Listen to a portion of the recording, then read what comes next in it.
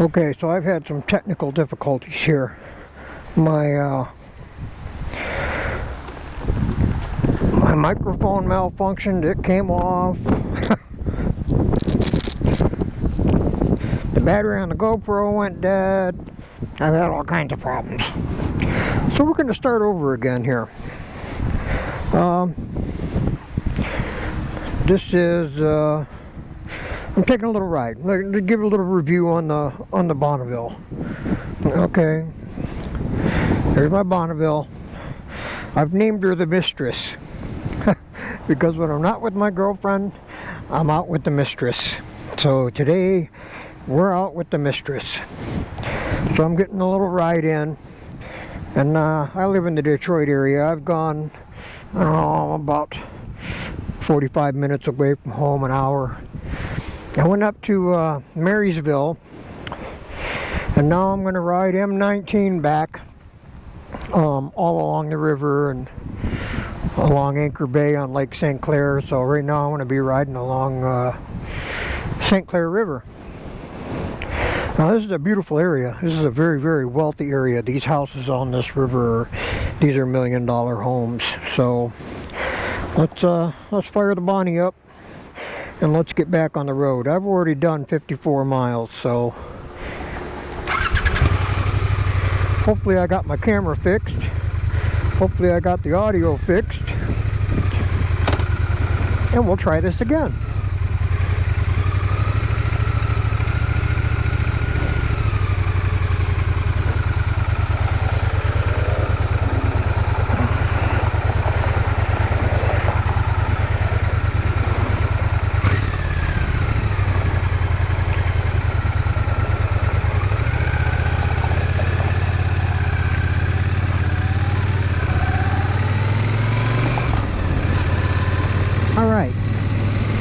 So these are new mics. I don't know if they're any good or not. I'm gonna find out. If they're crap, I won't post this this video. If they're decent and you can hear me, well then maybe I'll post it. Oh boy, look at that! And these are some really beautiful homes here. So anyway, had my Bonneville a little over a year now. Don't have a lot of miles on her. I have 1,700 miles on her. I don't get to ride it as often as I like because somebody had this idea of, you know, you got to work for a living, so my work gets in the way of a lot of things. It's a blessing and a curse at the same time. It's a blessing in one hand, you work a lot of hours, I make a good living, I'm okay. On the other hand, I don't have much of a life. So this is the town of St Clair. It's a really nice area here. And this is the kind of riding I like to do. I like to get out away from the city a little bit and, you know, go through these little small towns. But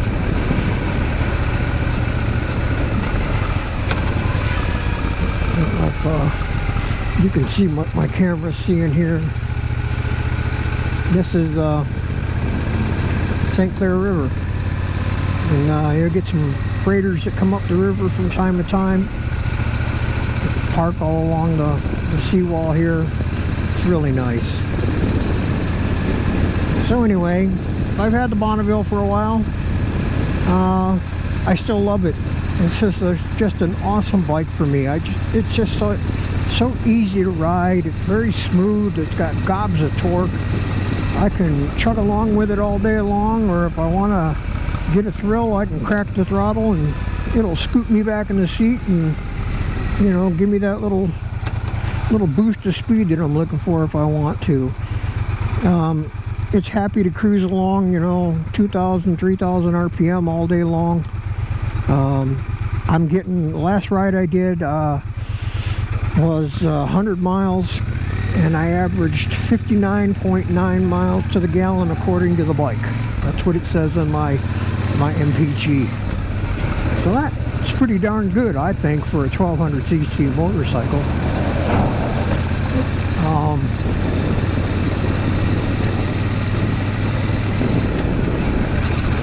The bike, I've had no trouble with it at all. Not one thing.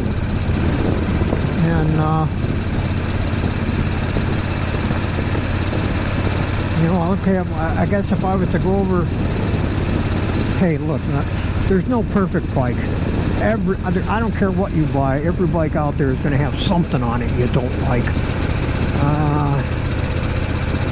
If I was to give, well, I'll give two things that I didn't like on the bike. One was the seat. The seat sucked. You know, when I first got it, you sit on it in your driveway. You know, you sit on it at the dealer or whatever. That's comfortable. You sit on it and you go, oh, this is a nice seat. This isn't bad at all. And then you go out and you do 100 miles on it, and you start getting a little squirmy. 150 miles, you're really squirmy. You're looking for a gas stop so you can get off the bike. But I fixed that. So what was the fix? I got the comfort seat from Triumph. It's called the King and Queen seat. They make a couple different styles of comfort seat. One that looks just like the original seat, and the King and Queen seat has a little bit of a step up to it. And the padding on it's better. It is more comfortable. I still get a little squirmy after 100 miles, 150 miles, and I can't blame that on the bike. I can't blame it on the seat. I think it's just my old body. I'm almost 64 years old, and you know, I just don't have, I don't get on the bike as much as I would like to. So, you know, my body's just not used to it. And I got to take breaks more often, which, you know, that's fine. But the bike itself, you know, that's one thing that, you know, that I didn't like, and I fixed it. I put the King and Queen seat on it because it was less money than some of the seats that are on the market, and it didn't take away from the look of the bike too much, and I could just pop the old seat off and put the King and Queen on it, and I mean, it was easy. All the brackets and everything were there. There was no work to put it on. And if I want to go back to stock, I could pop this seat off and put the stock seat back on it, and it's not a big deal. Alright, so that was one thing I didn't like. The only other issue that I have with this bike is if a light changes on you and you grab a handful of brakes, you get quite a bit of fork dive on this bike. It really does lean forward, and it compresses the fork springs quite a bit. Riding around, you know, just your normal riding, you don't notice it. It gives a real nice ride. It gives a real flush ride. It goes over, you know, bumps and cracks in the road and stuff, and it rides really good. It's really smooth, very comfortable. The only time I ever have any complaint with the front fork is, like I say, a panic stop, whatever, the light changes, you got to grab a handful of brakes and come to a stop in a hurry. Yeah, the fork will dive pretty good. You'll get some pretty good compression with it. So, you know, there's a fix for that too, and, you know, and at some point I may do it. There's a couple of companies out there that make progressive fork springs for it, and, you know, I get a kit, I don't know, a couple $100, something like that. One day I may do that. You know, it's an afternoon in the driveway. It's not a big deal. It's an easy job to do, and I may end up doing that at some point. But for right now, man, I just enjoy the bike. I just enjoy riding it. You know, it's like, right now, let's see. I'm in 6th gear. I'm doing 50 miles an hour, and it's turning about 2,100 RPM.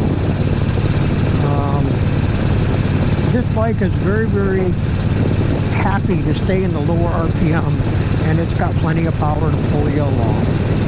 And which is one of the reasons why it gets such good fuel economy. You don't got to be wringing this thing out all the time.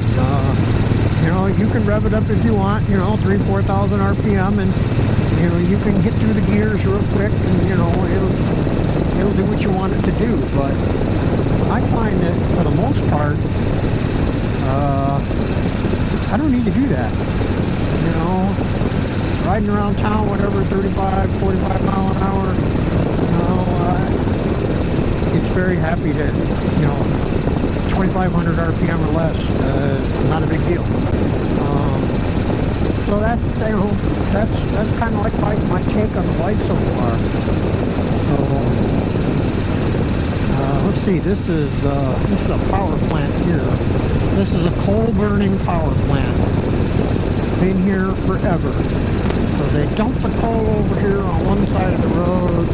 It goes through this conveyor system over to the plant over here and generates steam or whatever. And it's a coal-fired power plant. And it's right on the river. Downriver, fishermen really like to be downriver because it's warm water discharge, so it really attracts fish, walleye and whatever. But yeah, the bike itself, man, I'm so happy I got this bike. I really don't have any desire to have anything else. It suits me just fine.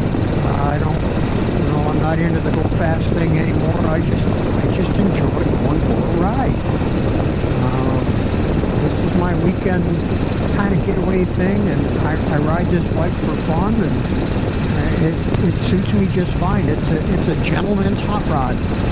It's nice and smooth, sedate when you want it to be, and yet if you get on it, it'll go if you want it to. It'll scoot right along. Like I say, it is a fuel injected 1200, so but like this, I'm out on the road here. This is a real nice road. It's real smooth. I mean, this bike is unbelievably smooth. I like when I come to a stoplight and both my feet are planted on the ground and my knees are bent, and I'm comfortably reaching the ground. So yeah, I'm really happy. I've done a couple of trips with it, and I can put my top case on the rear rack, put some stuff in there. I got a bag that I lash on it across the seat, and so between the top case, the bag across the seat, and my two saddlebags, I can get away for a few days, and it's fine doing that. You go touring on this bike, it's just fine. Look at this view. Can you imagine living in these homes, waking up and looking at that every day? I'd never go to work. Oh my goodness.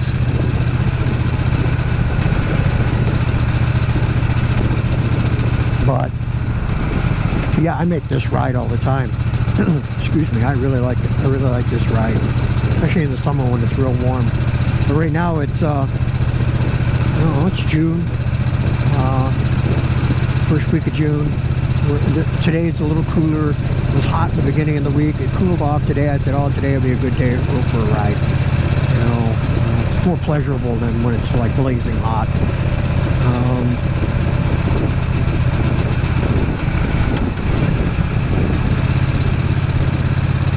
Stuck behind the big brown turd truck, UPS truck. But I don't care. I'm just cruising along. Let's see, what am I doing? 40 miles an hour, fourth gear, 2,000 RPM. See what I mean? I mean, this thing, it's happy to just cruise along at that pace. But yeah, I really dig the bike. I have no regrets. I have no desire to have anything else. This bike suits me just fine.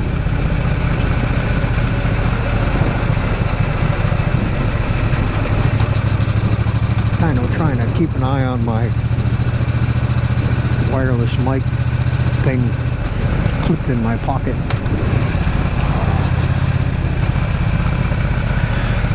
So yeah, I use Synco, S-Y-N-C-O, Synco wireless mics. It's like a Rode. It's just that it's less money than a Rode. Now, like if I'm anything other than moto vlogging, the mics that came with it work fine. But when you get on a motorcycle, anything over 25, 30 miles an hour, you start getting wind noise. Anything over 30 miles an hour, that's just crap. So I got these other mics here, and I'm giving them a try. And we're going to see how they work. I've already got some issues with them. Let's see here. Gotta make a turn. One of the issues I had, I already lost one of the little wind socks, a little foam wind sock that goes on them. I guess I can get them anywhere. I got to get a couple of those. Probably should glue one on so that I don't lose them. But the Synco wireless mics work really well. It's not the transceiver or whatever. It's the mics themselves that I had a problem with. So I'm trying another mic here. We're going to see how well it works. This is all a learning curve for me. I'm not a huge moto vlogger. I mean, you know, I watch some of these videos that are out there, and these, you know, some of these guys, you know, they got great audio. I'm like, how the heck are they doing that? And I'm trying to learn. There again, you're trying to teach an old dog new tricks here. Alright, so now we've left St. Clair. Now we're in Marine City. Tooling on down the highway here. Yeah, you know what? I try to talk about this bike a little bit more. You know, I've accessorized it pretty good. I put a Madstad windshield on it. I got a rear TV rack. I got a TV top box that I can put on the back if I want. Most of the time I take it off. I only use it when I go on a trip. It's nice to have it. Let's see. I put engine crash bars on it. I put a center stand on it because it didn't come with one, but at least you could get one. Because I will never ever own a bike without a center stand again. So, you know, I ponied up, paid the money, I got the center stand. I got the rear saddlebag racks, pannier racks, whatever you want to call them. I put those on it. So, the big thing with the Madstad windshield, I did a video on that, on installing it. And, you know, and it's helped some guys out, which is pretty cool. That's what it's all about. And I had a lot of people had contacted me through messaging, whatever, and said, you know, hey, I'm this tall, blah blah blah. What size windshield should I get? Because when you order the Madstads, they make them to order. In other words, they don't have them in stock. They just, you order one. It takes a week or two before they ship it because they make it to order. They may have all the brackets in stock and everything, but the windshields, they make them to order depending on your height and what you order. Now, I tell people, contact Madstad and they'll tell you how to measure. You got to do it when you're sitting on the bike. Really, it kind of takes two people to do it. My girlfriend helped me, so once you determine what size windshield height you need, then you order it up, and it takes a couple weeks to get it. And I put it on, and the one thing that I like about the Madstad, it's adjustable. It's adjustable for the angle, forward and backward, and it's adjustable up and down. Now, you have to be stopped, and you got to loosen. Let's see, I got a car turn in front of me here. You got to loosen these. I don't know if you can see it here. You got to loosen these two knobs, and then it can be raised up and down. Now, right now, I have it in its highest position because I was on the highway for a while, and when you're on the highway, I like it to be a little taller.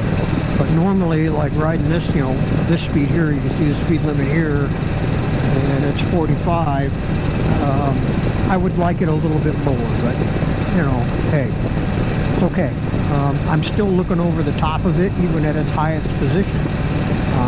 I'm 5'9", I'm not a big guy, I'm not real tall. This is an 18-inch windshield. It suits me just fine. The thing that I really like about this windshield, you got to play with it a little bit when you first put it on. You got to, play with your settings, how far it's leaning back and up and down, you can play with that height. And the reason I say you got to play with it is because you can adjust it to where the wind goes up and over your head and you don't get helmet buffeting. This thing, it's great. I mean, on the freeway, the wind is not beating the hell out of my head. It's not shaking my head back and forth, from wind buffeting. Let's see, I'm in 4th gear, 2,000 RPM. think I'll take it up one gear and I'll set the cruise. There we go. Now I can take my hands off the bars. Oh, look at that handlebar shake. That's another thing. Okay, so that's the other thing I want to talk about. This handlebar shake that I get, you can see it, right? It's not like you feel like you're out of control. You've got one hand on the bar all the time and it's okay. Take your hands off the handlebars and then it starts shimmying. What causes that? It can be a lot of things. I have an idea what it is, and I've already taken steps to improve it. It's the tires. The tires on this bike. Everybody told me, first thing you're going to do when you get that bike, you're going to change the tires. And I said, nah, I'm just going to buy it, and I'm going to ride it with the tires that are on it, and it'll be fine. Well, guess what? The tires suck. Really bad. These Pirelli Phantoms that are on here are not good tires. Let's see, construction zone, one lane. So I got some new tires, but I had, like I say, I'm working so much that I haven't had a chance to get them mounted yet. And I'm sure that that's going to take care of the problem. So I got some Bridgestone Batlax tires that I'm going to put on here, and that's a better tire.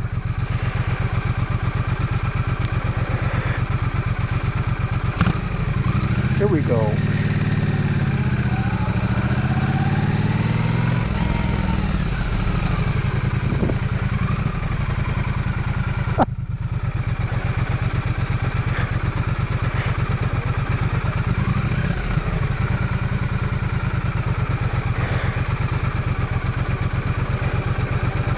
Okay, tell that guy down there he sucks.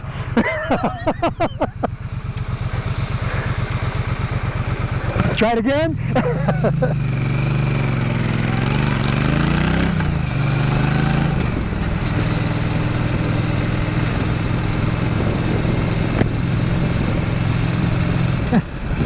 The guy gives me the go sign, and no sooner do I start, and he's like, there's cars coming in, and he says, stop. I mean, come on.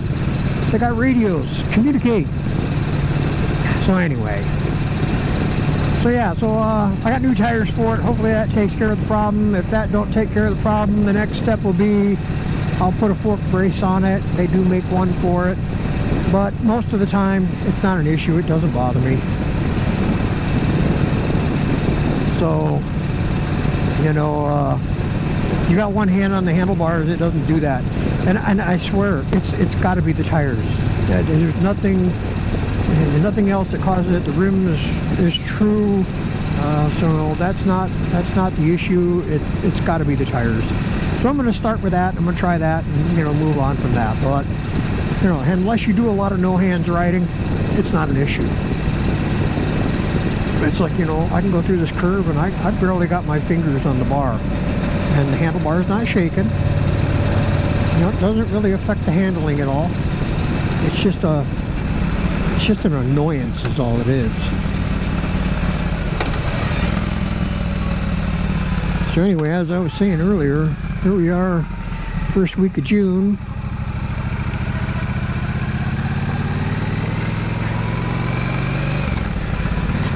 And, temps today are upper 60s. It's supposed to get to the low 70s today. Upper 60s for me is great riding weather.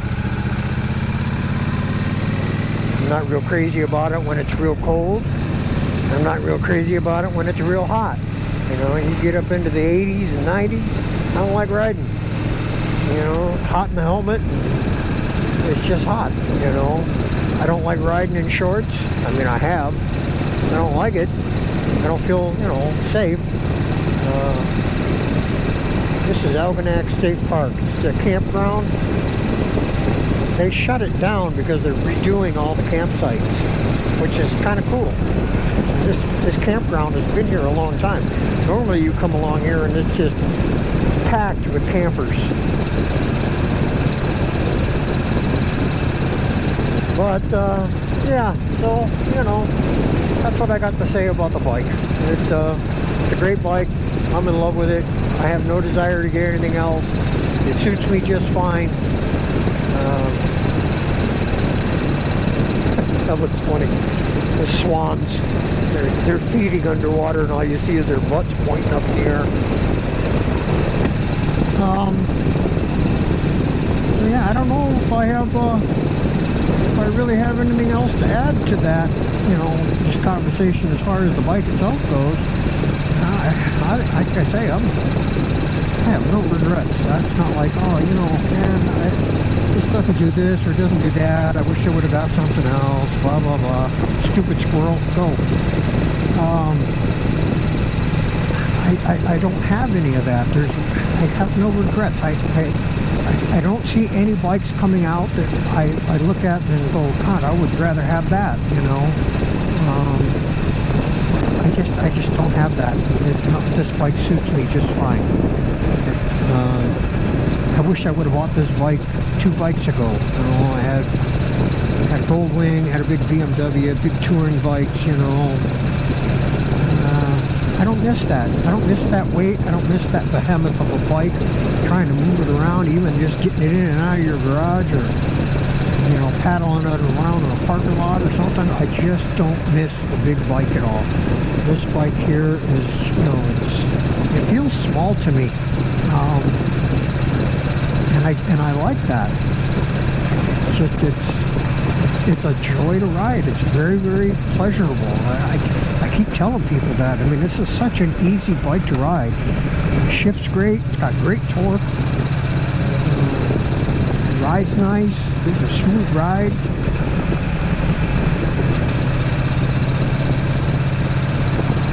And the engine, I could go on and on about the engine. Like, I just love this motor.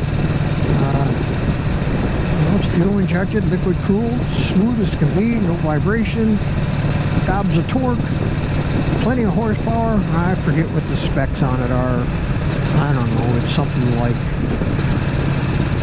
it's something like 80 horsepower, 80 foot-pounds of torque. I don't know, something like that. It doesn't really matter. I go by the seat of the pants experience, and I love it. That's all I got to say about it. I love it. So,